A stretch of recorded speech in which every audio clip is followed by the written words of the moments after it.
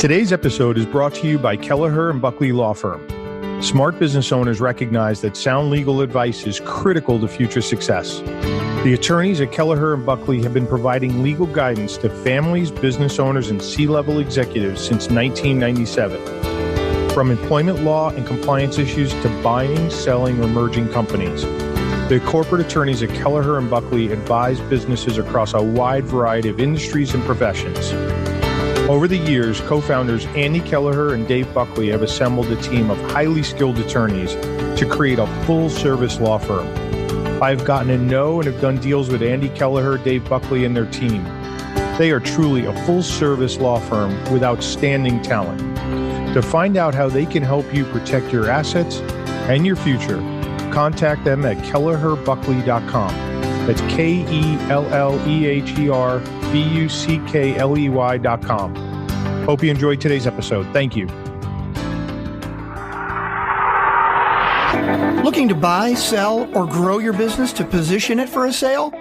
As the owner and managing partner of Sun Acquisitions, Domenic Rinaldi has personally been involved in over 300 M&A transactions. He has seen and done it all, consulting with large and small businesses across a broad range of industries. On M&A Unplugged, he'll interview buyers, sellers, and their advisors about their experiences scaling, selling, and acquiring businesses. On every episode, you will get key learnings, but most importantly, you will be better prepared for your own acquisition or sale. This is M&A Unplugged with your host, Domenic Rinaldi. M&A Unplugged community, we have got a special guest for you today. We are going to be joined by Joe Beer. Joe is actually the Vice President of Operations for our mergers and acquisitions firm, Sun Acquisitions. And Joe is responsible for overseeing the closing coordination for all of our deals in Sun Acquisitions. And what I mean by that is when a buyer and a seller agree to terms, whether it's in an LOI or a term sheet or whatever it is, the deal gets handed off by the advisors over to Joe, and then Joe then coordinates the process through to the closing. He manages the data room, he oversees the diligence. While he doesn't do any of the diligence, he oversees it, sort of like a project manager. And at this point in time, Joe has done a couple of hundred deals. He's really an expert at what he does. And in the course of his career with us, he's learned a lot and he's seen a lot. And I'm so excited to have him share with you today some of the key things that sellers need to think about before they put their businesses on the marketplace as it relates to diligence. So we're going to be focused today on sellers. We're going to do another interview maybe a month from now, and we're going to focus on buyers and what buyers should think about. But today is going to be focused on sellers. Hey, Joe, happy to have you here. Thanks for having me, Domenic. Hey, so Joe, why don't we start off with give everybody a quick backgrounder on yourself, what you've done and your education. Sure, no problem. So I actually have a law background. I wanted to be a lawyer since the time I can remember. So I ended up going to law school and focusing on business and entrepreneurial law. And that's where I got my business certificate in business law at Chicago, Kent. After I graduated, worked for a couple different law firms, one focused on entrepreneurial startups and another that focused primarily on finance and banking. And then I found my way to Sun Acquisitions, and I've been working for Sun for the last, I think it's been close to 7 years now. We're so glad you found your way here. If I remember correctly, I think I had put a notice out on some bulletin that got through to the law schools, and you actually happened to see it as an alumni, and the rest is history, right? Yeah, that's very accurate. I was kind of trying to break into the M&A space. Wasn't exactly sure what I wanted to do. I thought it would be a good opportunity, a great way to learn the business, and it has been. Yeah, and you do a tremendous job in all of our deals, and I know clients time and time again applaud all your efforts and knowledge. And having the law degree, even though you're not acting as a lawyer for anybody in the transaction, but having that degree really helps you quite a bit in the process, and our clients can really leverage all of that experience and knowledge. So Joe, let's dive in. We're going to talk about sellers today and the things they should think about. And I often say to folks, the time to be thinking about diligence is well in advance of putting your business on the market. You should be running your business. When you start thinking that you might sell it, start putting the business in order. So let's start with, what are the best practices from a seller's perspective as it relates to, getting through due diligence in a deal?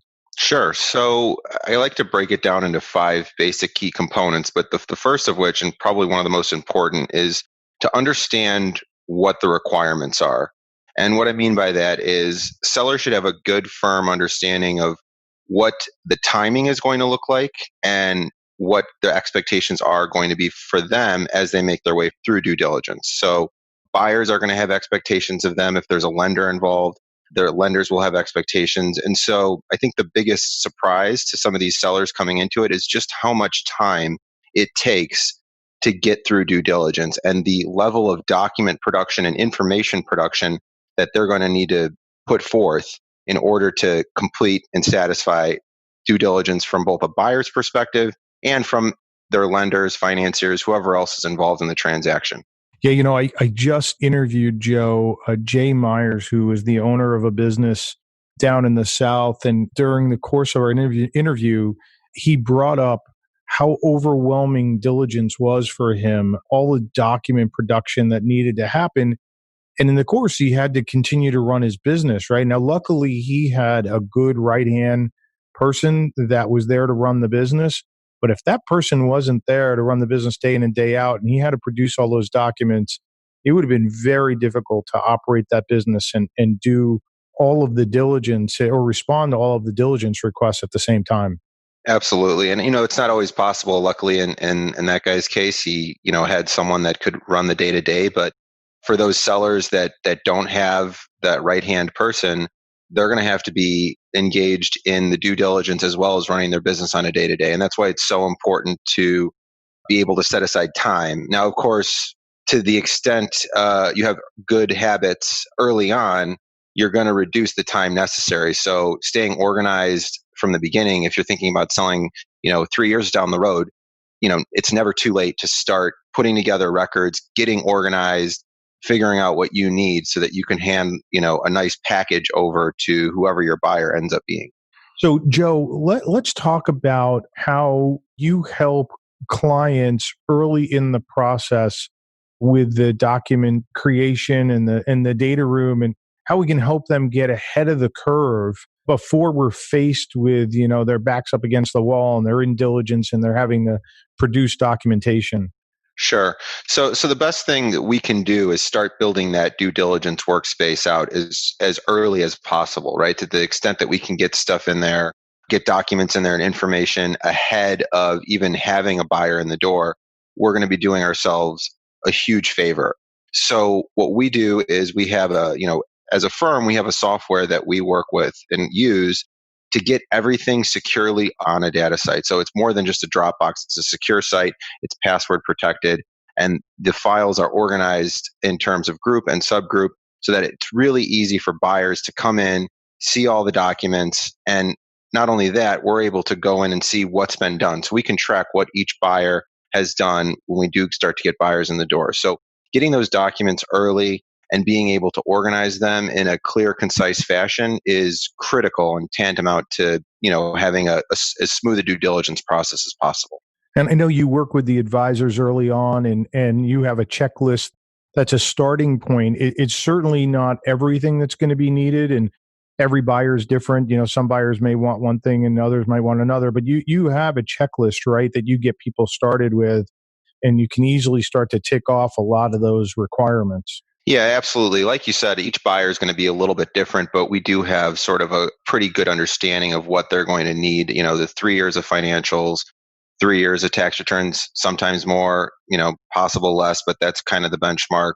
We always want to make sure that we're anticipating to the best extent we can what buyers are going to ask for. So it goes well beyond just the financials. We're looking at what legal documents are needed, material contracts. We're going to want to get those up on the site. As far as operations go, asset lists, employee roster, org charts, all of that you want to have up on the site on day one so buyers can come in and have a good understanding of what the business is. And also, the added benefit of that is it reduces the likelihood that you're going to have a renegotiation later down the line when you have everything up front on day one. Yeah. So business owners, what we like to do is the day we engage with a client, we like to start building that out. So we are not even in the marketplace talking to buyers, but we're building out the data room so that we're ahead of the curve. Now, Joe, I'm sure some people out there listening are thinking, wow, now you've got all this information. When and how are you releasing it to prospective buyers? And I think we should talk a little bit about that and how confidentiality plays into all of this. Yeah, absolutely. Obviously, confidentiality is a critical component to any one of these deals. So before anyone sees anything, they're going to have to sign a confidentiality agreement. They're going to have to be properly vetted, make sure they have the financial wherewithal to get the deal done. But confidentiality is an absolute critical part to maintaining the health of the business throughout due diligence and even for the transition once the buyer assumes the role. So, our recommendation on confidentiality is, it's a need to know basis, and you should keep the circle as tight as possible. Inevitably, as you get down the road in due diligence, you have more people that need to find out about the deal just by virtue of what type of business it is. If there's a license involved, you're going to have a government application. If there's a landlord involved or a lease, you're going to have to let the landlord know. But what we try to do is hit each one of those targets at the right time so that we're not divulging the sale too early to any one particular party. Yeah. So, Joe, I'm going to come back to confidentiality in a minute, but let's stick to the data room. So, for M&A Unplugged community, if you're a business owner and you're listening in, the release of the information in the data room, even though you may be loading it in early, it's really just to make sure that you're not overwhelmed once there's a buyer that shows up and you have an accepted offer or you have an indication of interest and it looks like there's more discovery that's going to be needed. It's so you have plenty of time to build that out. You're not under the gun. And then you can always decide how and when you want to release the data. You might not release all of it. You might release a subset of it. So you're always in control of what gets released. At some point in time, obviously, you're going to have to release the whole data room in order for somebody to do their diligence. But really, the idea behind building out the data room and building it out early is so that you're not under the gun and you have plenty of time to put it together in a thoughtful fashion. And the second reason is when a buyer shows up, it helps them go fast. And you want buyers to go fast because you don't want deals to delay. Once there's delay in deals, all sorts of bad things can happen. So it's important that the buyers be able to go fast and we figure out if they're real or not.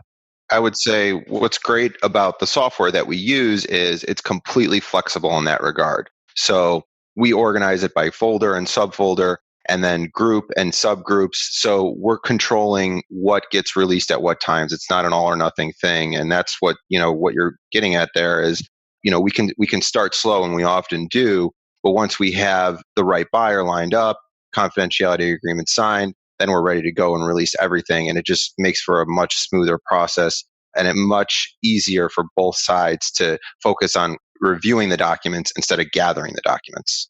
Yeah, great point. So, Joe, let's you hinted on confidentiality. You talked a little bit about what's going to be required from a buyer before they get to see anything, but let's talk about the mentality of confidentiality. And, you and I have been doing this a long time, so we both know that we have people who, don't want anybody to know, which is a best practice, right? And then there are folks who maybe they're a little bit looser with that. And there could be lots of issues depending on how they approach that. So let's talk a little bit about confidentiality and why it's so critical and how to approach it if you're the owner of a business. Sure. So, touching back on what I said before, obviously the idea is to keep the circle as tight as possible, right? The more people that know, the more opportunity you have for something to go wrong, for someone to leave, feel like they have to leverage something. If employees are to find out early on, right, their next thought is, what does it mean for me? And you don't want people focused on their job security or what's next for them. You want them focused on their job. So the best thing you can do for your company, if you're an owner, is keep confidentiality as tight as possible. Need to know mostly just the owner and the advisors if they can help it. Yeah. And Joe, just to expand upon that point, Joe hinted to it here that you don't want people worried about and thinking about what's next. And the issue with this is, we've talked about it before in a couple of other episodes, employees will start to ask questions. Natural, right? Everybody's curious. Most of the questions that they will ask you, you probably cannot answer, or you can't answer honestly because you yourself probably don't know the answer. And the problem when you can't answer a question for an employee, it leaves them in flux. And now they're left to wonder. And when people are left to wonder, they create an alternate reality that is probably not accurate, but they do it because there's an absence, there's a void of information. And when people are anxious, that the void of information will lead to anxiousness. And when they're anxious, they're going to start to worry about themselves. And when they worry about themselves, you now have put the business at risk. There's jeopardy there that people will start to look for other jobs. They have mortgages, tuitions, whatever they have obligations, and they're going to go worry about those things, and they're going to try to take care of themselves. And if they leave before the sale of your business, guaranteed the value of your business goes down, especially if they're key employees. So you really need to protect not just your business, but you also need to protect the emotional state of your employees. And actually not telling them is protecting that emotional state. So Joe, let's move on from confidentiality. What other best practices do you have that would be important for business owners to understand? Sure. I mean, hiring the right advisors is important from the get-go, right? You want the right people involved from the start, whether that's an accountant or an attorney or whoever else. You want to make sure that they have all the facts. And the earlier you get them involved, better off you are, because they will know all the issues up front, which is sort of a subset of my next point, which would be disclose any issues, right? If you have issues, if there's a problem, if there's an employee issue, a safety issue, anything within the last, few years that could and likely would come out during due diligence, you want to make sure that you can get ahead of those issues and have a good explanation for them. And that starts with hiring the right people, getting them involved, and getting advice from that circle of advisors. Yeah, there's no such thing as sweeping something under the rug and having it go away permanently, right? It's only a matter of sweeping it under the rug until the rug is pulled up and it's discovered, right? And Exactly. you don't want that to happen after you sell the business, because that will lead you down the path of lawsuits and all sorts of bad things. If there are material things that are happening, you need to disclose it sooner rather than later. And don't ever think withholding some material piece of information is going to sugarcoat what's going to happen later on, because it just isn't. It's going to make matters worse. And Joe, in that regard, didn't you have a situation recently where there was a material issue as it related to maybe a key employee or something leaving, and you guys did a great job, if I remember, getting ahead of that? Yeah, so that's absolutely right. Getting ahead of these issues is crucial. And the deal you're referring to, we happen to know that one of the key employees was on the fence about sticking around, and that, was probably not going to work for any new owner. The reason being is he happened to be the son of the owner and felt that he would be entitled to the business, but the owner went out to market to sell it. And so, because we knew that that was a potential issue and it had been disclosed to us, we were actually able to counsel the seller, have him find a replacement for this key employee. And so at the end of the day, the buyer knew about it, the seller knew about it, everyone was comfortable because we went out and found a replacement who could take over that key employee role. Yeah. And what was so great is, you incorporated the buyer into the thinking process. And so he wasn't in the dark. He was able to, after I think the initial shock of realizing he was going to lose a key employee, realize, well, maybe it's not such a bad thing. And he became part of the solution, which was tremendous. And it was a material issue and it needed to be disclosed. And it was a great way to handle it. Yeah, so elaborating on that, I think the key is, you had touched on it before, is you don't want issues to come up after close, but you don't want issues to come up during due diligence either, because in that regard, your buyer is just going to think you're trying to hide something. So in terms of process, get good advisors, get good advice, and then disclose issues so that they don't become problems in due diligence or after you close. Absolutely. Joe, you have any other examples out there of, deals that were in diligence where it went well, or maybe there was a, key lesson learned and our audience can pick up something from that? Oh, there's more than a few bad ones and good ones out there for sure. But ones that come to mind that were particularly well was a staging company that we sold. In that particular case, and this sort of goes back to the preparation and the timing. I just got to tell you, this seller it was a husband and wife selling a home staging company, and they just knew that they had to focus on both running the business and selling it. And it didn't matter what the buyer asked of them, they made it work. Even if it took them an entire weekend, even if it took them all night, if the document was requested, a report was needed, they were on top of it. And of course, that deal went very smoothly as these deals can go. And the deal closed with little issue. And so in that case, when you've budgeted time and you've set your mentality that you're going to do this, it makes a world of difference. So I guess there's a good story for you. Yeah, and luckily in the two ones that we pointed out where they went well, somebody had help, right? And so it's sometimes people underestimate what this phase of a deal is going to take. And, getting ahead of it early really matters, especially if you don't have the help. Absolutely. And I think a lot of owners underestimate or take for granted the amount of knowledge they have about their own business that other people just don't have. So sometimes they don't understand how much time a third party is going to need to analyze it. They forget that they have maybe 10, 20, 30 years of experience running this business. And now you have a buyer that's trying to come in and learn it in 30, 45, or 60 days. And so the imbalance in knowledge there really makes a difference. And for owners who, can't grapple with that, it's sometimes difficult for them to understand, well, why are you asking that? That seems obvious to me, but it's not obvious to other people. Sure. Or it's important for somebody to validate what their suspicions are. And they have every right to that in the diligence process, right? They have to get comfortable or they're going to pull away from the deal. Absolutely. Trust but verify. Absolutely. Joe, what about banking? As we know, almost all deals have some sort of bank financing. It's very rare that somebody's coming in and writing a check for a business. Almost never happens. So the buyer has to go to the bank and go through underwriting with the bank. What should the business owner understand about what the buyer has to go through, and what should maybe they do to help make that process easier and simpler and faster? Yeah, certainly a fair number of the deals that we work on have an SBA-backed finance component, but most of these deals are bank finance, right? No one's coming with a pile of cash. So the sellers should really understand that the bank has their whole set of questions and documents independent of what the buyer is doing. Obviously, a lot of the time, those line up nicely, but the bank may ask for more, may ask for less. If they're subject to SBA guidelines, if it's an SBA-backed loan, they have certain certain protocols and procedures they need to follow.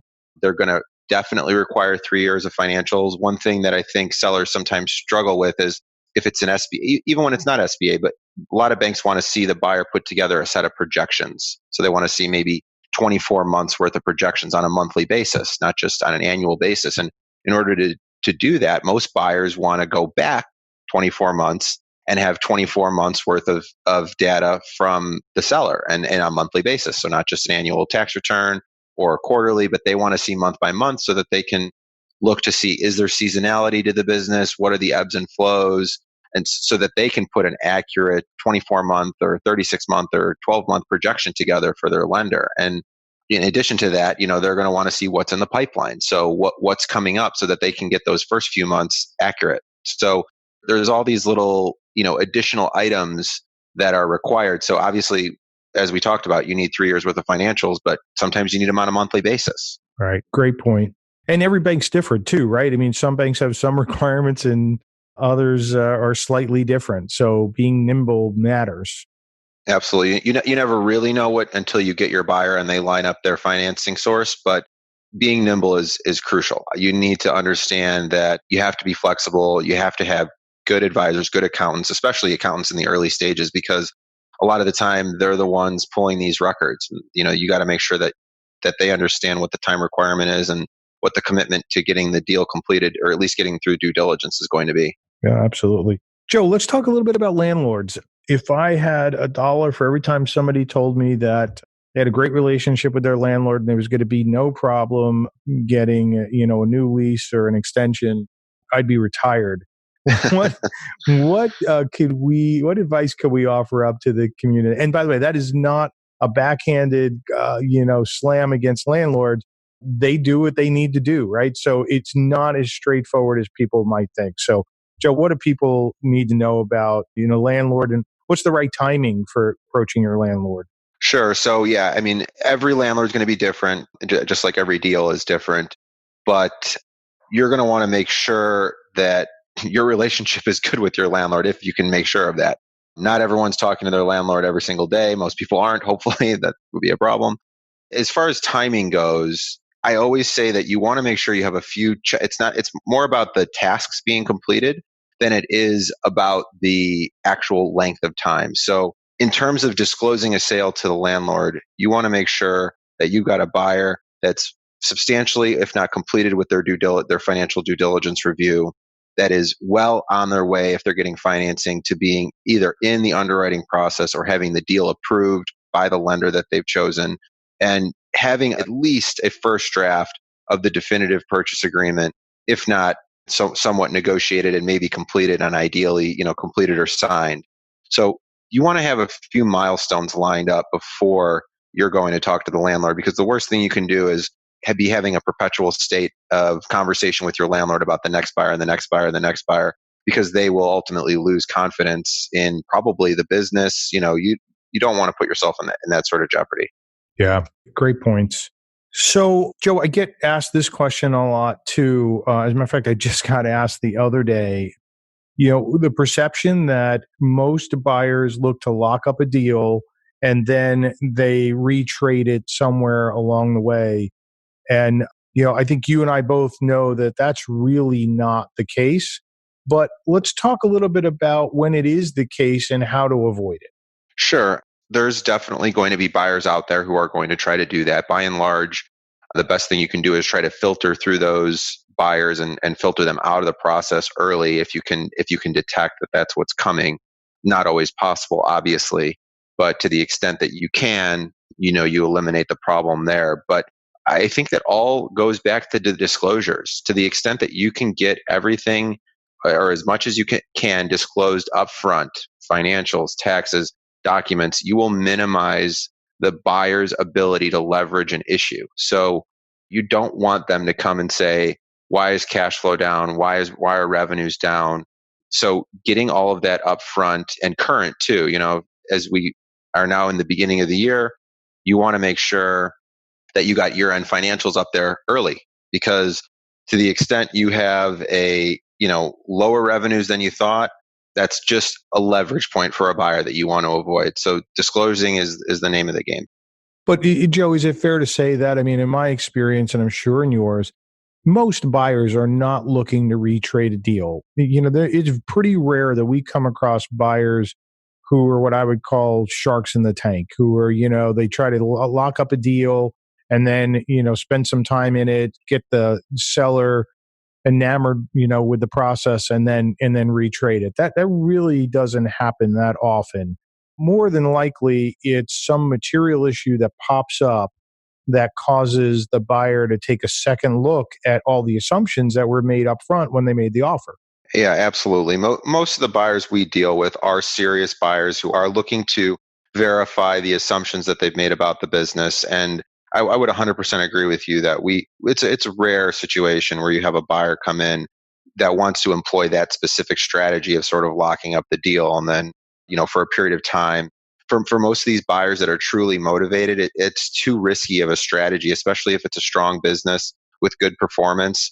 The seller is capable most of the time of just moving on to the next buyer. So you don't see that all too often. And owners, what I would say is, when you're first meeting with prospective buyers, they're going to ask you a lot of questions. They really need to understand your business, get to know you, but you shouldn't be shy about trying to figure out who they are, their character, what sort of deals they've done in the past, if they've done deals in the past.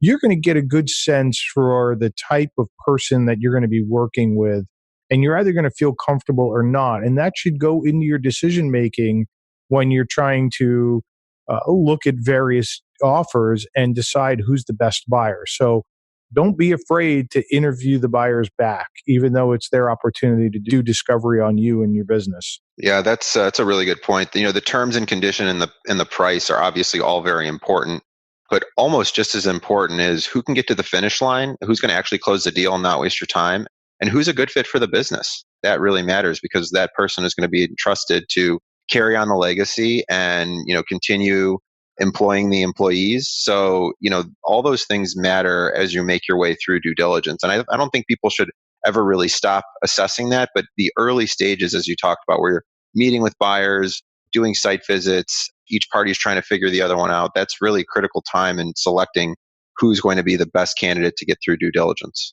Yeah. So, Joe, I'm going to sort of wrap this up. I got a couple of last questions. As an attorney yourself, when you're talking to owners, what advice would you give to them about selecting the right attorney to handle their business for sale transaction? Yeah, that's a really good question. So the two most important factors in my mind are, do they have the right knowledge, expertise in the area of focus, which is mergers, acquisitions, preferably if there's real estate involved, they have either if there's a lease, they have some commercial real estate background. So you want someone that really has a focus on this. I actually heard, this is one that I always use, is ask an attorney how much time they spend in court. And if the answer is anything but zero, that's not the right M&A attorney for you. So I like using that one because most attorneys like to brag about how much time they spend in court. Yeah, that's a great point. That's a great point. But make sure that they have the knowledge base and the background. And I'd say the second most important thing is make sure they really have the time for you. Do they have the time and resources? Is it the right firm? Do they have someone to back them up, if they're out of town or they're not available? Because timing, as you mentioned earlier in the podcast, is critical. And to the extent that you lose time, and trust me, you can lose time with the attorneys, as I'm sure most people know, losing time will inevitably lead to some deals dying when they otherwise could have made it. So having the right attorney is someone that knows the M&A process and has the time for you, has the bandwidth. Yeah, that's great, Joe. So, Joe, any parting comments or even, a story that you'd like to share with the M&A Unplugged community? All right. So as far as comments go, I would say it's never too late to start your good habit. So if you're thinking about selling a month from now, 3 years from now, whatever the case may be, you want to make sure you're doing your best to prepare your business for sale and moreover, to prepare it for due diligence. That means maintaining good records and becoming as organized as you possibly can be, because that organization will serve you very well down the line. Yeah, great point, Joe. Great point. So listen, we're going to have you back. You and I have to talk about schedules and figure out what's going on. I know right now you've got a ton of deals in diligence. This being recorded early 2020, and we've got it played. But I want to get you back so we can talk about the buyers and take it from the buyer's perspective. But I thought this was great information, and always appreciate your time. Yeah, sounds great. Thanks, Dominic. I appreciate having me on the podcast. So M&A Unplugged community, let me just recap a few things that Joe brought up that I think are really the highlights. Number one, diligence is going to require a lot of time and effort. The earlier you start collecting all the documents that are going to be needed for diligence, the easier the process is going to be for you, the faster it's going to be for the buyer, and the more likely you are going to have a successful outcome. Because it's so important that while you are selling the business, that you stay focused on the business. So the last thing you want to be doing is have your attention distracted because you're having to pull documents and do a lot of things in diligence, and the business is going to suffer. That will come out and could potentially harm the value of your business. Confidentiality, Joe talked about it. It's so critically important. Our best practice, our best advice here is tell as few people as possible. No one is best, because you really need to protect that for everybody's sake, not just for yours and the value of the business, but believe it or not, for your employees as well. And then the last thing, advisors. So critically important. Having the right advisors who have significant M&A experience will really make the difference in the outcome for you and minimize the post-transaction risks as it relates to your business. All of today's information will be available in the show notes. If you would like to learn more about the process of acquiring or selling a business, please visit our website at sunacquisitions.com, or feel free to reach out to me at drinaldi@sunacquisitions.com. I look forward to seeing you again on the next episode of the M&A Unplugged podcast. And until then, please remember that scaling, acquiring, or selling a business takes time, preparation, and the proper knowledge. Thank you for joining us today on M&A Unplugged. If you enjoyed the show, please subscribe, rate, and recommend it wherever you get your podcasts. If you want more great information on how to scale, acquire, or sell a business, please visit our website at sunacquisitions.com.